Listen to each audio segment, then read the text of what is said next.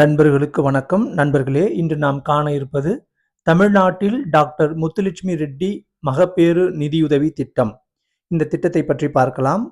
இந்த டாக்டர் முத்துலட்சுமி ரெட்டி மகப்பேறு நிதியுதவி திட்டம் மூலம் தகுதியுள்ள ஏழை கர்ப்பிணி பெண்களுக்கு ரூபாய் 18,000 நிதியுதவி மற்றும் ஊட்டச்சத்து பெட்டகம் வழங்கப்படுகிறது.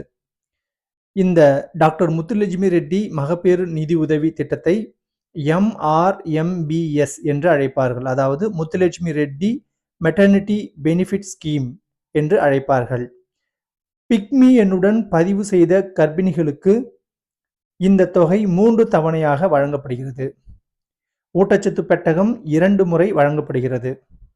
ஊட்டச்சத்து பெட்டகம் ரூபாய் 4,000 மதிப்புடைய ஊட்டச்சத்து பொருட்கள் இருக்கும்.